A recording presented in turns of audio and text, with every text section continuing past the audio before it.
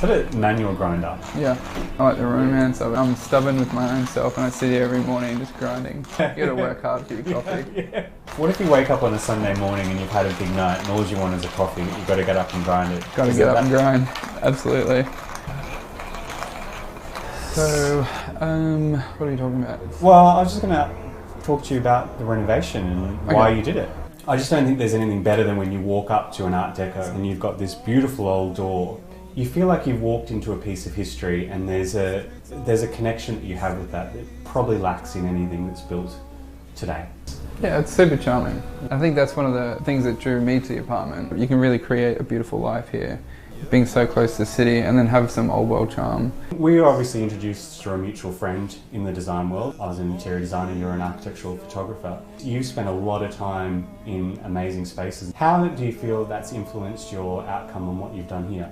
So approach it as simply as possible. One of the big things would be just trying to be sympathetic to a space. I wasn't trying to rewrite history or completely change it. I wanted it to work for us. I love the apartment, I love the building itself. I just wanted everything to sit quite light and still have that beautiful sense of an Art Deco apartment. And all the open shelving is to try and keep it as open as possible. The kitchen itself is pretty simple renovation, but I just went for sort of the higher end veneer fronts and beautiful stone.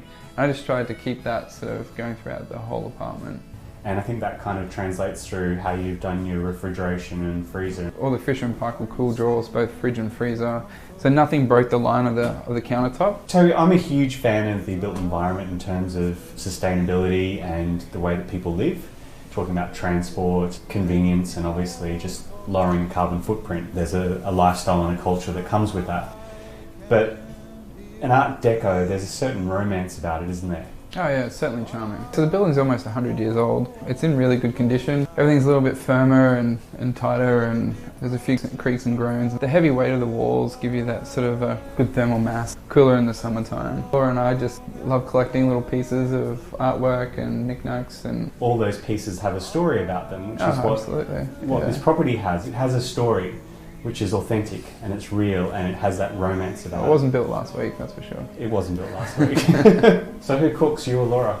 I think it's pretty even. I probably tend more to cook. Yeah. Right. Yeah.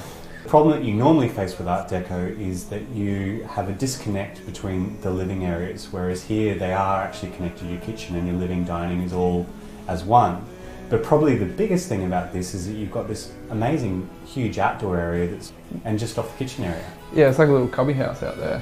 Birds chirping. It does get some really lovely sun in the summertime. We've got Gasworks, which is basically across the road. It's a special place to live, and James Street is sort of a 5-minute walk, and it's pretty special. And there's all the bars and cafes that you can sort of take a stick at. To me, the idea of the romance of this building and what you get with it, you're getting an outdoor area, you're getting parking, you're getting the combination of living, open plan, kitchen, dining, and the full integration that comes with the house. I mean, it's a no-brainer. Absolutely love it. Can't wait to show people.